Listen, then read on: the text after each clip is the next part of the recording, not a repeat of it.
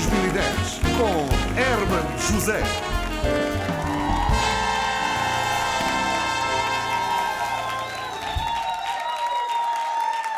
Obrigado.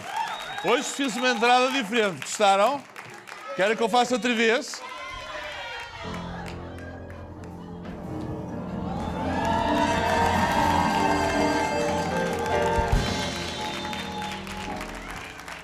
Está tudo? Está tudo? Ótimo. Calem-se. Decorreu ontem e hoje a Cimeira da NATO. Longe. E a operação de segurança está a ter um sucesso enorme no Parque das Nações. Eles, aliás, por resto, utilizaram as armas mais modernas e as técnicas mais extraordinárias. Sabem quem é que foi contratado para tomar conta dos corredores? Foi o Hulk. Desta é que não estava à espera, pois não? Sim, pois, muito bem.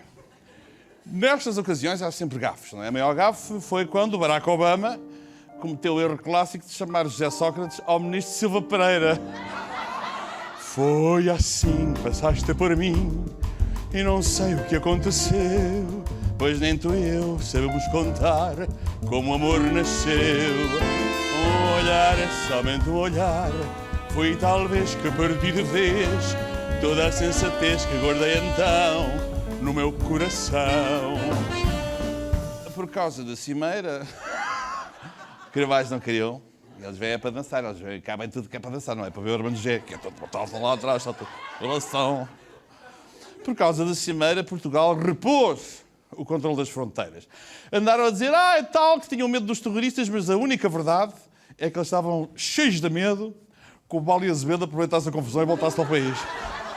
E perdi, tu bem vês, já não sei o que é sensatez, pois num só olhar que dê, já não sei quem sou. Não. A polícia também registou só imagem das ruas do Parque das Nações, através de câmaras de vigilância, e agora os registros, como é habitual e está na lei, vão seguir direitinhos para a redação do Correio da Manhã. Antes de serem destruídos. Foi o amor, foi talvez, pelo causador tu bem vês, já nem sei bem o que é sensatez, isto é mesmo amor.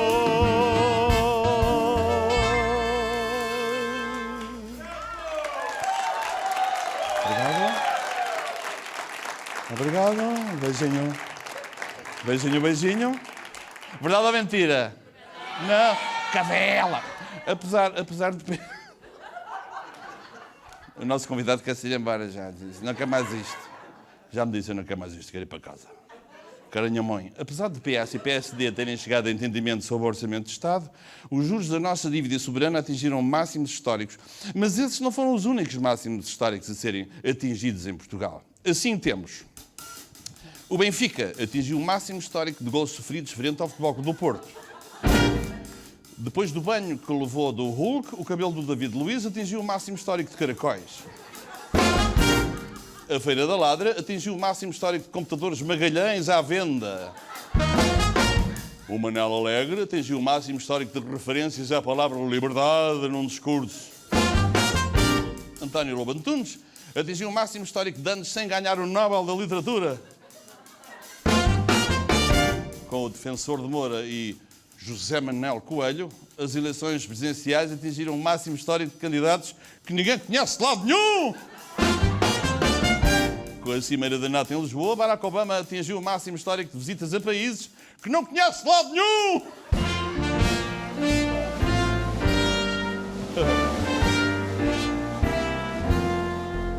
Parece que estou a ver a chegar. Oh, hello, where the fuck are we? Ok. Presidente Ramos Horta disse que Timor-Leste está disposto a comprar a nossa dívida para ajudar Portugal. Presidente, muito obrigado, mas fiquei muito triste quando me contaram, que prefere comprar a dívida em segunda mão aos chineses.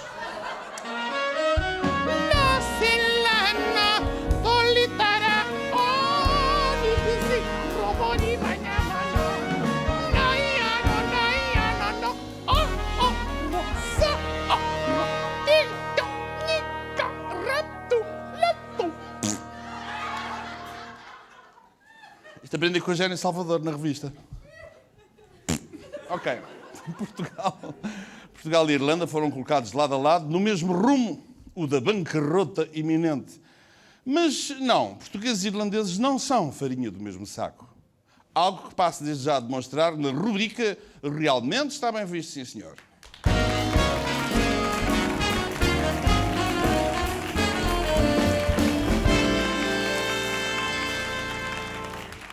Politicamente, a Ilha da Irlanda está dividida entre a República da Irlanda e a Irlanda do Norte.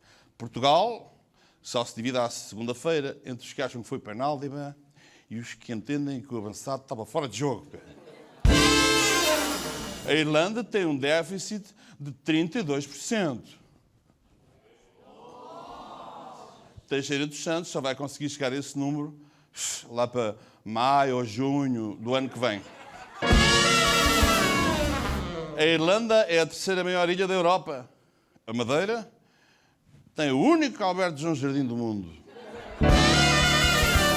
A cor irlandesa é o verde. A cor portuguesa, neste momento, é o azul e branco às riscas.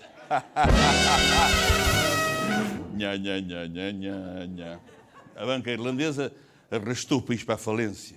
O BPN arrastou o José Oliveira Costa para a zona prisional da PJ. A Irlanda deu os U2 ao mundo. Portugal deu 20 futebolistas de nível internacional ao empresário Jorge Mendes. A Irlanda é a pátria de grandes escritores como Samuel Beckett, Oscar Wilde, James Joyce ou Yeats.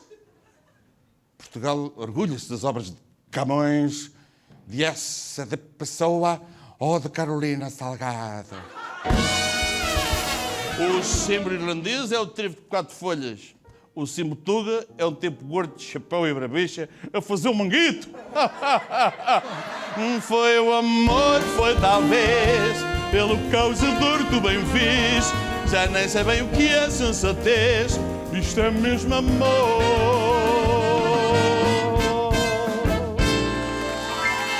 Luxemburgo, 3 pontos. Luxemburgo, 3 pontos.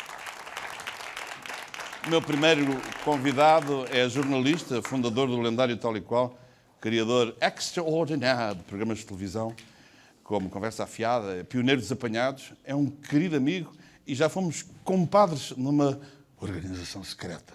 Mas vamos falar sobre isso e muito mais com o convidado, meu querido amigo Joaquim Letria.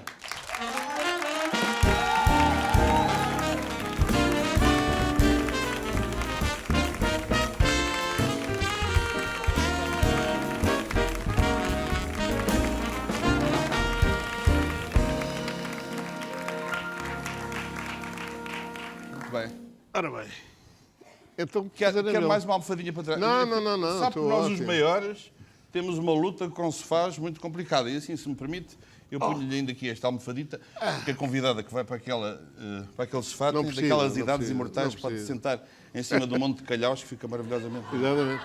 Fica bem em qualquer lado. O que não é o meu caso, parece um astronauta. Meu querido amigo, muito obrigado pela generosidade da sua... Não, Hermano, eu é que lhe agradeço o convite e o prazer de estar aqui consigo. É uma situação inversa àquela que já tivemos várias vezes, que eu tive a honra de ser seu convidado. Nas alturas sempre me convidou para os seus programas, para mim foram sempre motivos de regozijo, porque era quase como sancionar fases da minha carreira. Fiquei tão orgulhoso. Lembro-me que a primeira vez que ia arrebentando, eu já estava com 115 quilos, mas fui a um programa seu com um computador, lembra-se? Sim. Que era... O Já Está. O Já Está. E que era a queridíssima atriz Carmen Dolores, que fazia a voz do tinha computador. a voz, Veja lá se se lembra deste bocadinho. Tinha eu 115 quilos. E eu devia ter para aí 110. Antes de tomar uma decisão, pesa sempre os prós e os contras? Sim? Não? Às vezes? Que linda voz que tem este computador. Se eu lhe disser boa noite, responde-me. Boa noite. Boa noite. Isto parece o computador do Justiceiro, daquele que tem visto. O kit. O automóvel? Sim. Para melhor. Com esta voz, para melhor. Sim, para muito melhor. Antes de tomar uma decisão, se pesa sempre os prós e os contras. E depois de me pesar a mim todas as manhãs e de chegar à conclusão que estou quase nos 100 quilos, fico sem vontade depois de pesar mais, seja aquilo que for. Mas, curiosamente, as melhores decisões que eu tenho tomado têm sido daquelas sem pesar nada de nada. Por outro lado, vivendo num país pequenino como Portugal e com aqueles problemas que todos nós conhecemos, não é verdade, Joaquim? Temos mesmo a obrigação de pesar alguns pós e alguns contras, portanto eu responderia às vezes. Às vezes, e isso por causa do Portugal dos pequeninos? Ou Sim, principalmente porque quem vive em ruas estreitas e pequeninas tem de ter muito cuidado, porque não tem muito campo de manobra e está sujeito a ser atropelado por uma carroça puxada por um burro. Portanto, às vezes. Às vezes. Bom, eu escolhi esta resposta, pergunta-resposta, perversamente, porque nesta altura já tinha a noção da estreiteza da rua onde o próprio Joaquim se movimentava? Tinha. Já tinha? Tinha, acho que tive desde sempre, desde que ela foi estreitando. Sim, já tinha. Há certas vidas que parece que são tão cheias, têm tanta história e são tão importantes que parece que o coletivo depois não aguenta o êxito continuado anos a mais. Eu acho que o seu caso é paradigmático disso, porque começa como um brilhante e jovem jornalista, mas de repente, logo com horizontes, vai parar à BBC, vem de lá muito seguro, muito moderno, ainda tem aquela felicidade, na época revolucionária tem a felicidade de contactar com o homem a quem nós devemos a normalização de Portugal, o general. Ainda é general, hoje é mais qualquer coisa. Não é mais, ele não quis ser marechal, mas Ramalhianos foi essencial na sua vida, não é? eu penso que sim, mas eu contatei-o ainda na RTP. Pois, porque Aliás, conhecemos na RTP. Ele a dirigir a RTP? Ele, antes disso, programas, diretor de programas, só depois é que é presidente da RTP. Estava o Herman a fazer Os Canfelizes Estou Contente. Exatamente. E eu andava por lá, tinha chegado de Londres, ainda não tinha conseguido desalfandegar os meus móveis e os meus livros de Londres. E está a ver? E depois disso é que ele vai para ali fora. E achou nessa altura que a democracia portuguesa ia ser a continuação daquilo que se habituou a ver em Londres? Não suspeitava que nós, no pós-revolução, viesse inquinado com alguns vícios trazidos de antigamente? Eu calculei que houvesse muitos vícios e houve muitos vícios. Nunca deixou de haver vícios e depois então foi a perdição, não é? Até chegarmos ao Casal Ventoso. Que acha que onde estamos agora? O Casal Ventoso agora não, porque o Casal Ventoso está melhorzinho. Pois mas está estamos aí nos Anjos, mais ou menos. Estamos por ali. Está numa fase de tentar que estas coisas não o ralem muito ou ainda acorda às vezes sobressaltado de irritação de ver certas coisas a acontecer? Não, irritar-me já não me irrito, mas dói-me muito e penso sobretudo porque dou aulas há muito tempo, eu tenho contacto com gente muito nova e preocupa-me ver que o futuro dessa gente vai ser muito complicado, muito mais difícil que o meu, que o nosso. E isso preocupa-me muito. O Joaquim viveu uma fase invejável. Eu há bocado estava a dizer que nós fazíamos parte de uma sociedade secreta, mas não era. Eu sei que estavam a passar no Opus Dei, porque somos ambos pessoas muito católicas. Encontramos sempre... Mas não, era o clube de charutos, porque nós éramos viciados em Exatamente. charutos. Tínhamos muito vício de boca, não é? Eu, entretanto, acabei há 8 anos, porque achei que ia morrer rapidamente se continuasse a fumar, porque eu já fumava nos 8 por dia.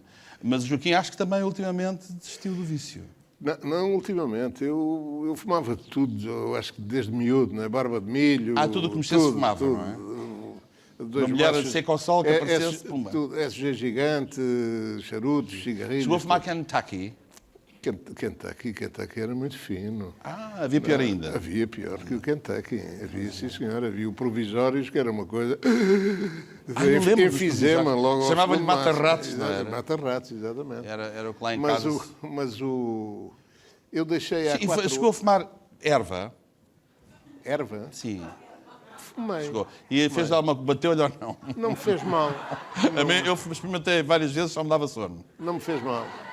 Não, eu não precisa de nada. Já nasceu drogado, não precisa de nada. Nada, não ficava no mesmo. É como eu.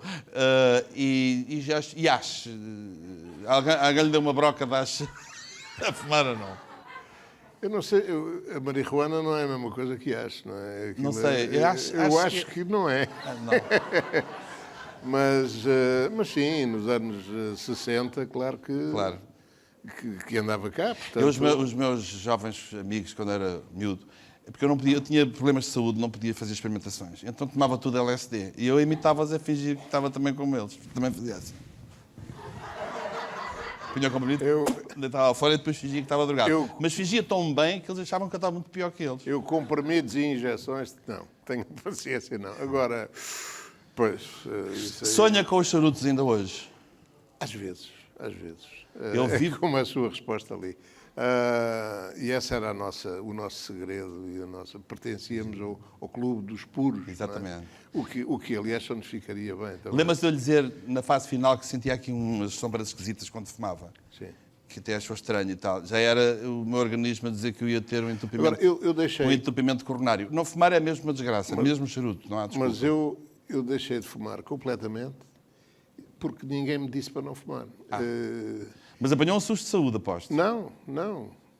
Pai, esse nada. nariz a crescer, Joaquim. Não, nada. Nem falta de convicção, nem nada disso. Nada. Eu irritei-me a pensar que então, mas eu não hei de ser capaz de deixar de fumar. Mas só comigo. E nunca disse a ninguém que deixei de fumar, com medo de me apanharem outra vez numa recaída.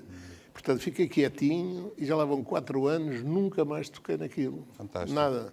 Lembra-se de ter... Agora, no outro dia, num elevador, entrou um senhor que ficou aflito a fumar E desperta-nos... e o senhor disse-me, desculpe, estava distraído e disse, meu amigo, fume para cima de mim, pá, que não me importa nada. Aquela reação dos, Pois, nós temos ao dos contrário. fundamentalistas.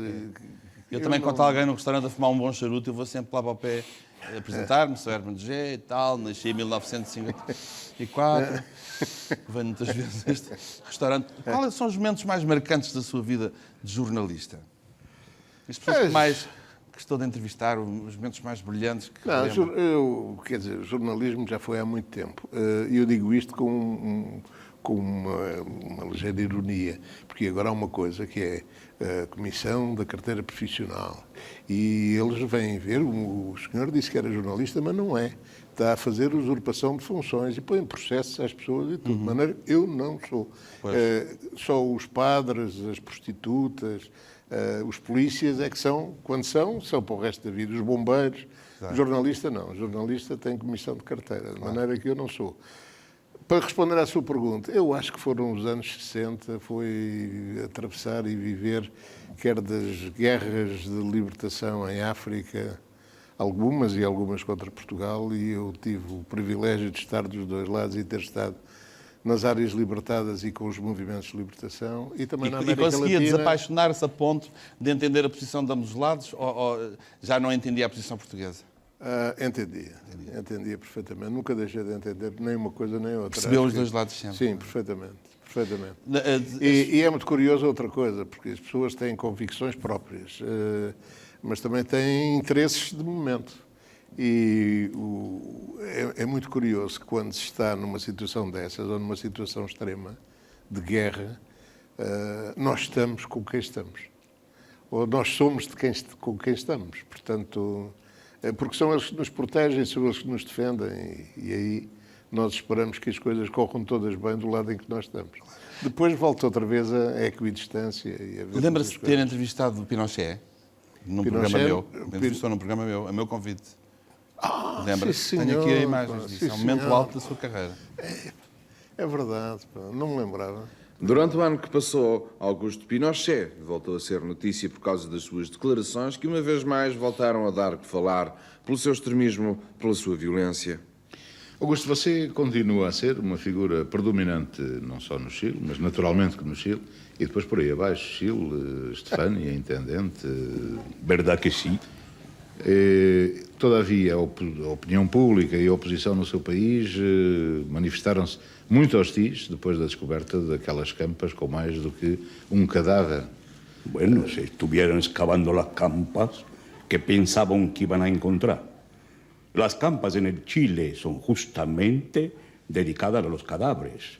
porque ya no tenemos más espacio en la función pública. Mas, por exemplo, isso seria absolutamente impensável que pudesse acontecer aqui? Ah, por supuesto, los ministerios en Portugal son mucho más largos, caben muchísimos más muertos. Yo pregunto, ¿cuánto más cabrón, amigo? Como? Cabrón, amigo. Quanto mais cabrón. Amigo. Cabrón en las campas, por Sí, supuesto, claro, por supuesto.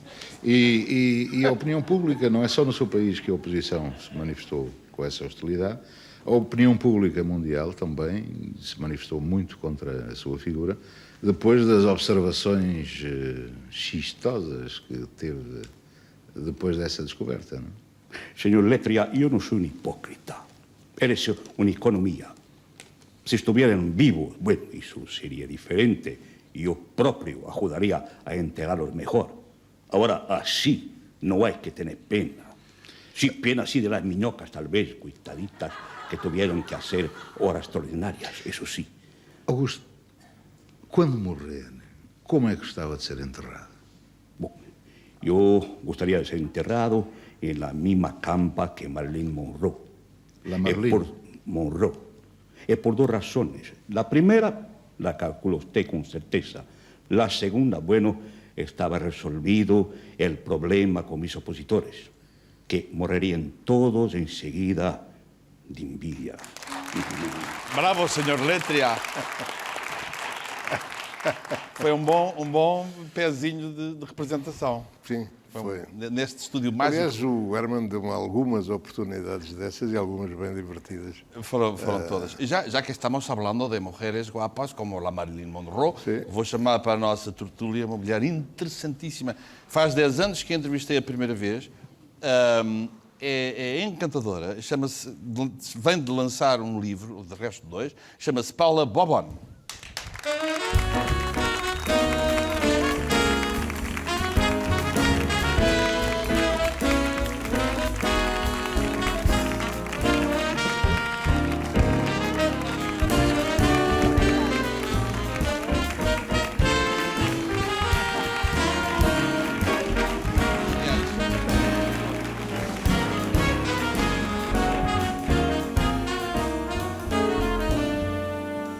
Minha querida Paula, e assim voaram 10 anos, desde a primeira vez que eu recebo no R98, amorosa, com uma tiara muito querida, mas hoje, para me dar a alegria, porque sabe que eu adoro brilhos, para me dar uma alegria, traz uma salamandra maravilhosa. Sim, um lagarto. Um lagarto.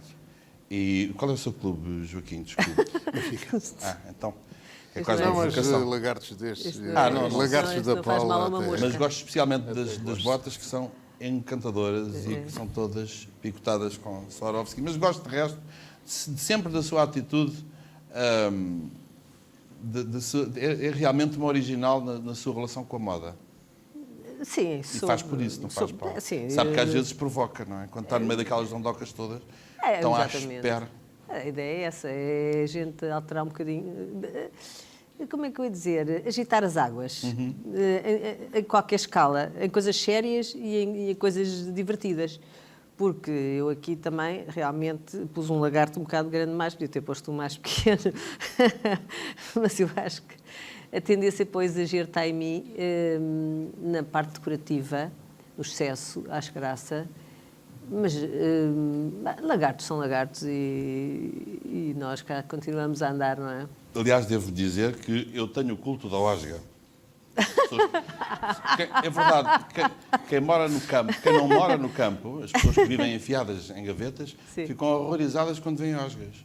Nós, que vivemos subjugados às moscas, às melgas e às respectivas caganitas, quando vemos uma osga fazemos uma festa, porque são elas que vão comer-se. Eu conheço as minhas. Tem osgas também? Tenho, cumprimentamos. Mas Pois eu adoro as minhas. as osgas fazem mal ou não? Nenhum mal. Não. Nenhum mal. Há imensos mitos sobre as osgas, é rigorosamente mentira. Comem são as porcarias todas que deixam as moscas e os mosquitos. Exatamente. Portanto, contribuem Exatamente. para um equilíbrio perfeito. Saneamento básico. Quando eu vejo alguém matar uma osga, apetece matar A pessoa. a pessoa que matou a osga. Em nome da Associação O dos assassino da osga. Defensores das Osgas, dos quais eu vou ser presidente, assim que for feito. Mas a Paula disse no outro dia num programa que foi dos meus queridos colegas de 5 para a meia-noite que era uma epicurista e eu tinha saudades de ouvir essa expressão que é maravilhosa, não é? Epicurismo. Há de resto o Clube de Charutos, uma revista de charutos que se chama Epicure. Se bem que eu acho que nós somos mais hedonistas que epicuristas. Porque o epicurismo implica, eu estava para lhe dizer isto, um certo desinteresse em relação aos bens materiais. O epicurismo realiza-se na ausência da dor e na intensificação dos prazeres sensoriais, concupiscentes. E nós gostamos muito de coisas. Não gostamos de comprar coisas. Sim. Somos pós-iluminismo nesse sentido. Mas, Herman, eu estou também, não estou... Eu acho que você está a avançar por territórios difíceis, que é a filosofia e a história da filosofia. O epicurismo e o hedonismo têm diferenças, mas eu agora não me poria a explorar isso. Mas eu acho que são as duas coisas. Eu gosto da vida, gosto dos prazeres da vida e acho que às vezes dificultam-nos esta vontade que nós temos de estar bem com nós próprios e com os outros.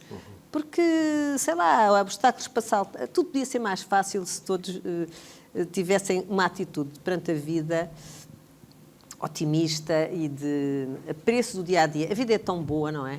E eu acho que é isso que a Paula transmite muitas vezes quando aparece com as suas toaletes e com os seus toques de sentido de humor. Lembro de um chapéu pequenino que um dia pôs numa festa, não sei se foi numa passagem de ano, amoroso. Foi num sítio qualquer, em vários sítios. É uma provocação, mas pelo lado irónico, divertido. É quase que uma mensagem, divirtam-se. Não sejam... Herman, o sentido do humor em Portugal não abunda, não é? Quer dizer, e o sentido do humor é justamente nós brincarmos, rirmos de nós próprios, sim. Quer dizer, não nos tomarmos demasiadamente a sério, que é uma coisa horrível. A pessoa tem que saber brincar com as coisas. Desculpe, o Joaquim Letria foi várias vezes penalizado pelos seus excessos de ironia. Sabe que eu devo-lhe um favor enorme. Foi por causa de um dos seus talk shows que eu descobri o Nuno Artur Silva, que escrevia para o Zé Pedro Gomes e para o António Feio no seu programa, com o Fialho Gouveia sempre aflito com o que eles dissessem, que foi a seguir à minha suspensão do humor de perdição. E foi nessa altura que eu descobri o Nuno Artur Silva, que deu depois nas produções fictícias, com quem ainda hoje trabalhamos. Mas já na altura deixava que a linha vermelha nos seus programas fosse um bocado estendida, alargada. Eles proibiram o Tal e Qual, por isso é que criei o jornal. O Tal e Qual foi mesmo proibido? Foi proibido. O Tal e Qual acabou. Chamaram-me à segunda-feira a dizer que no sábado já não há. Pronto. Eu nunca publicitei isto, mas também parece que as pessoas percebiam, não é? E os que proibiram sabiam. Portanto, proibiram o Tal e Qual. Não... E de proibição em proibição, até à proibição final, cá estou eu. Não é? Eu acho impensável. Há pouco tempo fui ver o Michael Bublé a Londres. A convite, não fui eu que paguei, a convite. E quando a gente abre a BBC, está cheio de cabelos brancos e de histórias compridas. Eu lembro que o homem que estava a entalar o Ministro das Finanças tinha sido ele próprio Ministro das Finanças há 20 anos. Era o entrevistador. Portanto, eles têm o culto do passado, das carreiras. Nós... Às vezes, a avaliar pelas televisões, vivemos um bocado na lógica do fast food. Usar e deitar fora é barato, não chateiam. Mas, Herman, é isso, é o sentido do humor. É o sentido do humor, brincar com as coisas, a gente tem que brincar com as coisas. Eu acho que é uma atitude que os portugueses, de facto, não têm. É uma questão cultural e não há nada a fazer. Agora, viver com isso, pessoas como eu, têm que romper um bocadinho, às vezes, as barreiras, as fronteiras. Posso até ser ridicularizada, mas por acaso tenho... Como é que reage quando é provocada? Quer saber? Herman, pelo amor de Deus. Nem sequer.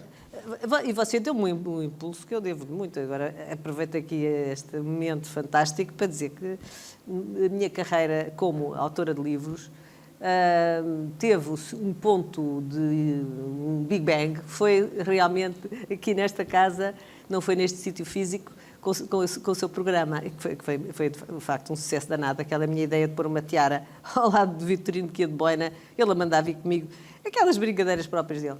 E aquilo, de facto, nessa altura, o fenómeno livre também não era o que era hoje.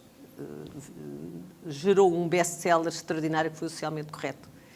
E o que me levou a fazer 10 anos, 10 livros. Aqui estou eu 10 anos depois, com 10 livros feitos. Tem aqui 2 livros. Um que se chama Eventologia, o título é engraçadíssimo, e que tem a ver com a ciência e a arte de criação e gestão de eventos. Eu inventei essa palavra. Agora espero que ela entre no dicionário rapidamente. Dava um bom nome para uma religião. Ou outra coisa Não é? qualquer. até. Temos a cientologia e aqui tínhamos, que é um belo negócio de resto, Presidente da Igreja Da Eventologia. Exatamente. que é um grande negócio. Olha, é uma boa ideia, aproveita. Eu, por mim, eu fiz um simples livro, mas que me deu um trabalhão. Que foi Já um viu livro a sobre sede da Scientology em Nova Iorque? Dava uma casa lindíssima para os dois. Eventology. Mas Ou seja, existe, o primeiro sabe? andar eu ficava cá em baixo. E a Paula ainda tinha o sótão lá em cima com as coisas. Não me importava. E depois temos este muito giro que é Queridas Joias, Exatamente. que Em qual juntamente altura, com a Ana qual- Calheiros Exatamente. aborda o mundo das joias. Exatamente. Tudo sobre a história da joalharia, a origem, a maneira de pôr joias, porque o que me desencadeou a vontade de fazer esse livro foi, na minha perspectiva da educação cívica, das boas maneiras, de etiqueta, protocolo, imagem. Acho que as pessoas às vezes não sabem pôr joias, não sabem pôr, por exemplo, assim um lagarto Sim. deste tamanho. Não é? Quando nos encontramos no casino, na passagem de ano, eu dei-lhe os parabéns, porque tinha acabado de ver um documentário sobre a Chanel que dizia que as mulheres verdadeiramente chiques misturam joias verdadeiras com fantasia. Porque é uma piruzeira estar a esmagar os outros com o preço e o valor das joias que se tem. Exato. E achei engraçadíssimo porque a minha querida estava cheia de coisas várias em que realmente não se percebia o que era bom, o que era mau, mas Era fantasia com fantasia, porque no meu caso não era, olhava para mas joias. a Chanel diz que prefere uma boa fantasia, preferia uma boa fantasia que brilhasse do que uma má joia que... Não, e dizia também que as mulheres devem pôr joias não para parecer ricas, mas para parecer bonitas, para se embelezarem. A joia normalmente há uma história de amor por trás de uma joia. Há sempre um momento de afeto, normalmente porque é um presente dado num momento especial. E depois, a joia é uma obra de arte e é um investimento. E tem uma quantidade de histórias maravilhosas e esse livro está cheio de informação. Aliás, os dois livros são livros de muita informação Agora sobre essas matérias. vimos e a Ana Calheiros ajudou muito, muito na parte de Vimos o ilustração. Prince William dar à sua noiva Uma o mesmo safira anel de há fantástica. 30 anos que o Charles tinha dado à Diana. Exatamente. E O lá está resto um bom exemplo de como uma joia pode ser tão... Conta uma história de amor. É Normalmente. importantíssimo. A menos que a joia, antigamente uma mulher que trazia uma joia era sempre um romance. Ou então uma herança. Agora não, porque as mulheres têm autonomia financeira para entrar numa joalharia e comprar uma bela joia, mas é um gesto um bocadinho solitário, é melhor que ser um presentão. Mas de qualquer maneira não deixa de ser legítimo as pessoas comprarem as suas joias. As joias é uma coisa maravilhosa e eu de facto, tanto no livro dos eventos, este ano, olha, foi 1 em 2, 1 em 2 ou 2 em 1, como é que é? Foi um 2 em ano, 2 em 1, 2 em 1. 2 em 1. Pois foi um ano de excesso, mas foi para manter... A minha próxima convidada é ela própria uma joia. Chama-se... É vocalista de um conjunto fantástico chamado Diolinda e chama-se Ana Bacalhau.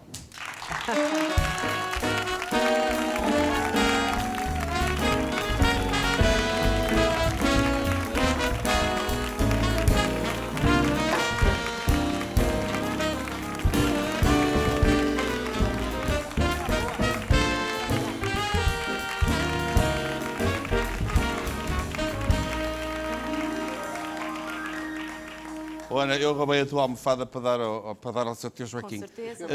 Há um único trocadilho. Três Um único almofadas. trocadilho que eu vou fazer com o teu nome que não resiste. É bacalhau com todos, neste momento. Porque deve estar tão habituada que as pessoas façam, não é? Até eu já faço. Sim, mas ainda por cima és casada com um leitão, que é maravilhoso. É uma refeição Que completamente dá uma portuguesa. mistura engraçadíssima. Este teu projeto é tão bonito e já é o vosso segundo disco de sucesso, 2 selos e um carimbo. Já toda a gente deve ter perguntado como é que nasceu o nome de Diolinda. Nasceu depois, já temos praticamente as canções todas do Canção ao Lado do primeiro álbum feitas. Ainda nos faltava o concerto, o primeiro concerto e o nome. Achámos, quando olhámos para os temas das músicas, estava ali uma personagem com uma personalidade vincada. Não eram as minhas histórias, Sim. eram as histórias de uma mulher que nos contava a todos, aos 4. Sim. E então decidimos que a banda deveria ter o nome dessa mulher. E no brainstorming, o Luís sugeriu Ivone.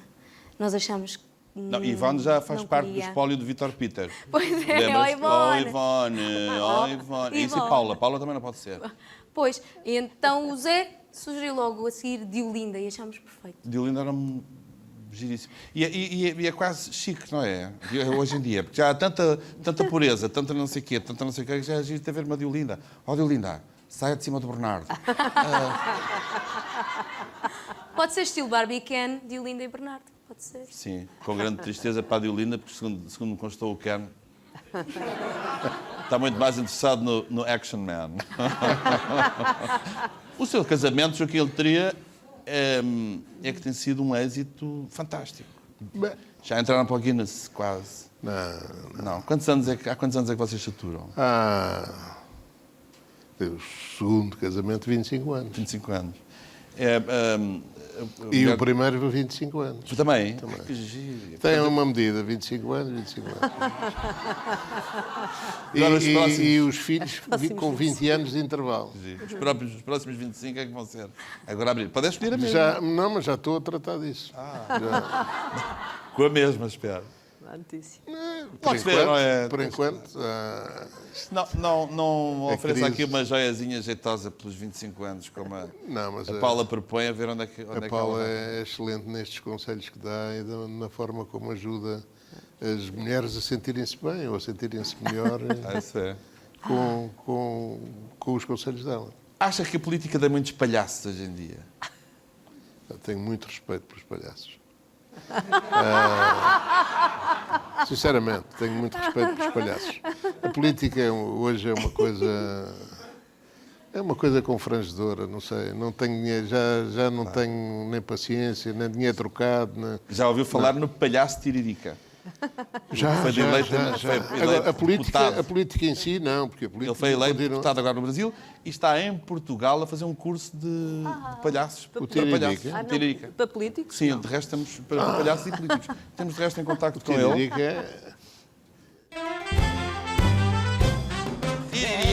Tiririca, deputado federal. Tiririca,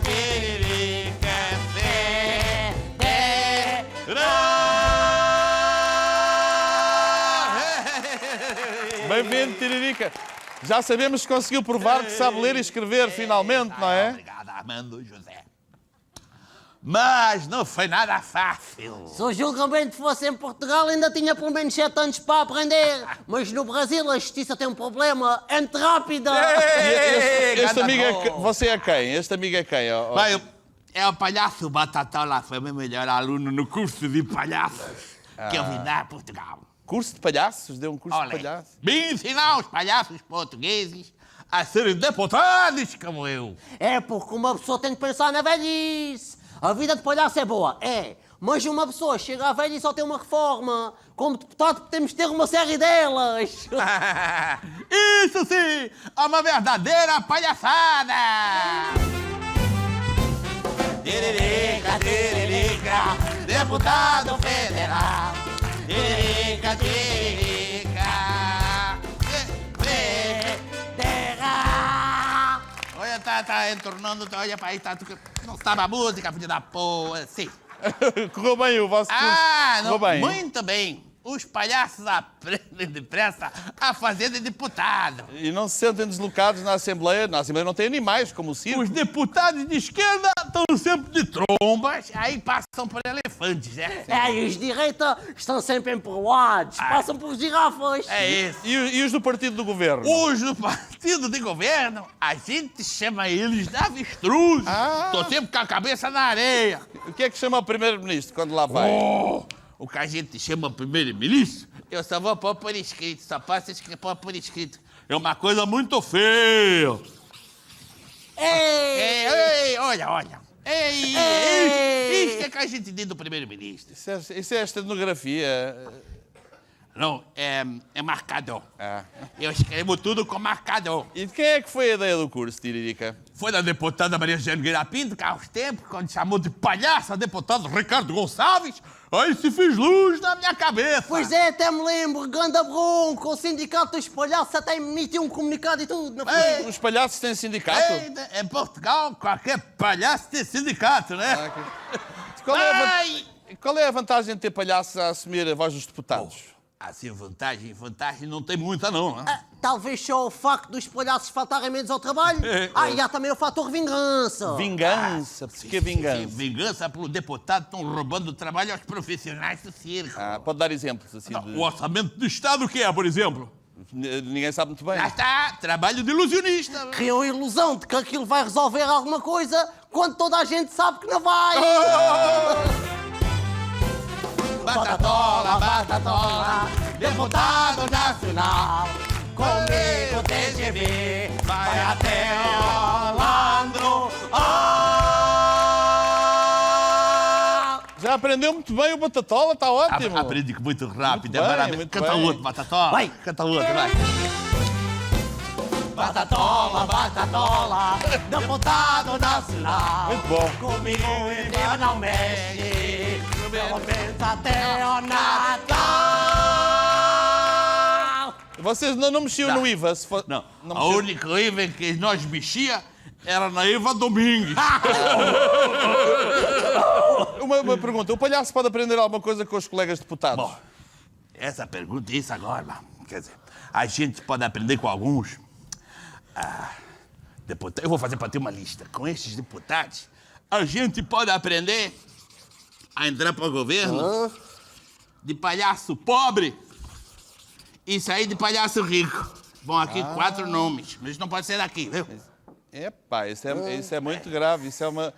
Tem noção que é uma denúncia gravíssima, não é? Portanto, são deputados que entraram pobres e saíram isso aí. ricos. A gente até já tem símbolo para o nosso partido político. Podemos ver. É esse aí, né? Tá ao contrário. Tá ao contrário, é isso aí. É um T, tiririca e batatola. Tem um B. Fantástico. Tiririca e Batatola, uma dupla infernal. Palhaços a poder, solução pra Portugal.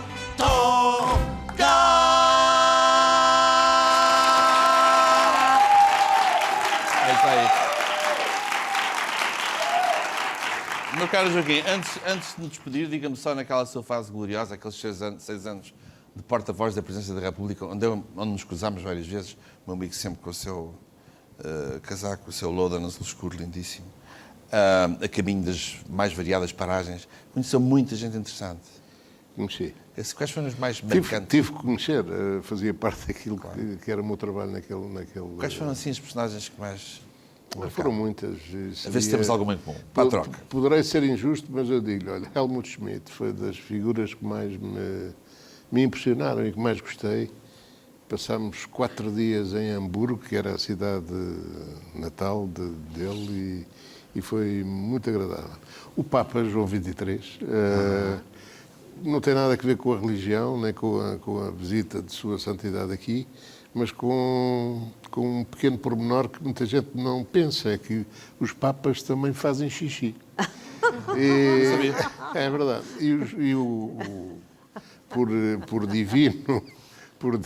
Por divina necessidade, o Papa precisava de fazer xixi quando chegou. Era devoto de Santa Próstata. E, portanto, a resolver o problema de Sua Santidade, coube aos generalianos, não a mim, mas resolver. Pois que a gente nunca imagina, achamos sempre que são umas pessoas Exatamente. divinas cujo xixi se transforma, como na poesia de Zé Gomes Ferreira, em nuvem. O Obama agora a fazer xixi. Não faz, não deve fazer. Eu, o Obama, já vejo. Até vejo a sacudir a tudo. Mas é verdade. E depois, já agora, outra figura assim muito interessante e com conversas muito interessantes, o Arafat e Filipe González. Completamente diferente, mas... Conheceu Harry Kissinger? Não. Eu estive com ele 2 vezes, 2-0. Ganha a casa. Não. Mas vou-lhe dizer, quando eu tinha o Tal e Qual, antes de me terem proibido o programa, aquele programa que me proibiram, tentei trazê-lo cá. Custava, na altura, $56.000. Mas ele para mim fazia desconto. Mais as passagens em primeira classe, hotéis de 5 estrelas, etc., para não sei quantas pessoas. E a RTP disse que não, e o que se compreendia na altura. Mas tinha-me telefonado e eu tinha arranjado isso muito mais barato. Pois, acredito. Fica para a próxima. Os amigos são sempre para Exatamente. Muito obrigado pela sua presença. Eu é que lhe agradeço. Minha querida Paula, muito obrigado, adorei vê-la. Também, espero que muito isso obrigada. seja a continuação. Não, que não seja preciso esperar 10 anos até nos voltarmos a Não, encontrar. entretanto eu vim cá mais vezes. Claro que porque sim. é que... Felicidades para o seu disco. Obrigadíssimo. E Ana, importas-te apresentar os teus compagnons de route, que eu sei que são primos e marido, respectivamente? Com certeza. Então vamos começar ali pelo Luís José Martins, na guitarra.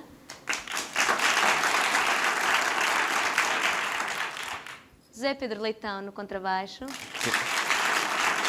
Que é o teu marido. Tem um casamento de sucesso? Têm sido fiéis, não têm outro remédio, coitados, sempre a trabalharem de um lado para o Eu outro. sou bacalhau, portanto sou fiel. Claro, e não tem portas de ver agarrado às formas femininas do seu contrabaixo. Não, eu não sou E ciumenta. finalmente nesse temos sentido. ali o Mano. O Pedro da Silva Martins, na guitarra. O Mano Martins. Oh, Ana, e vamos ouvir que tema? Passou por mim e sorriu. Passou por mim e sorriu. Muito obrigado. Acabamos Obrigada. com chave de ouro. Os de Olinda passou por mim e sorriu. Marcamos encontro para o próximo sábado.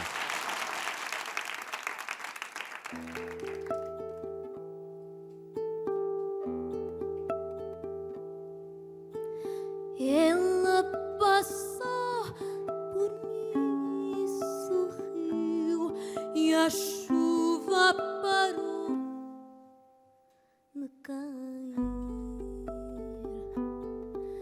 O meu bairro feio torna-se perfeito, e um monte de entulho no jardim. O chaco inquinando voltou a ser lago, e o peixe ao contrário virou. Do esgoto empestado saiu perfumado um rio de nenufas em flor. Sob a mariposa bebe a rosa, pinta o mundo de cor-de-rosa. Eu sou um delírio do amor. Sei que a chuva é grossa, que entope a fossa, que o amor é curto e deixa moça, mas quero voar, por favor. No metro enlatados, corpos apertados suspiram ao ver-me entrar. Sem pressas que há tempo dá gosto do momento, e tudo mais pode esperar. O puto do cão com o seu acordeão põe toda a gente a dançar.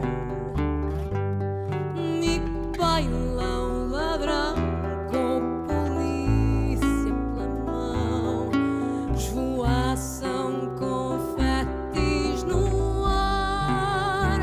Sob a mariposa bebe a rosa, que pinta o mundo de cor-de-rosa. Eu sou um delírio do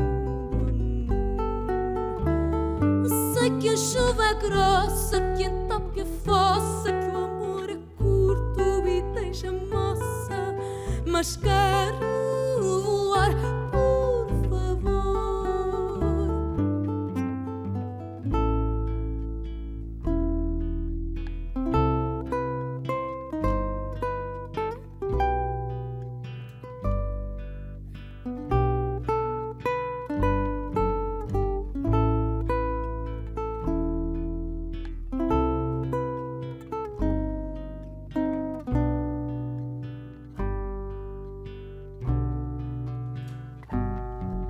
Há portas abertas e ruas cobertas, enfeites de festas sem fim,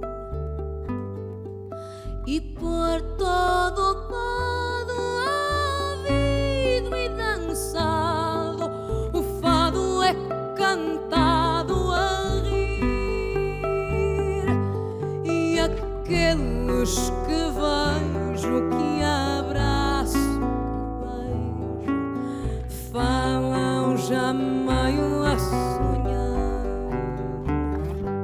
Se o mundo deu nisto e bastou um sorriso, o que será se ele me falar?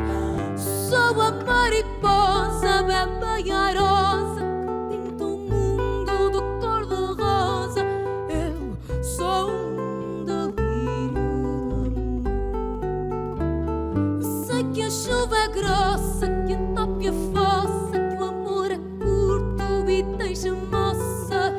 mas quero voar, por favor.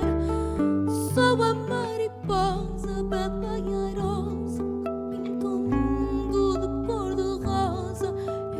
Eu sou um delírio do amor. Sei que a chuva é grossa, que o toque é fossa, que o amor é curto e deixa moça, mas quero voar, por favor.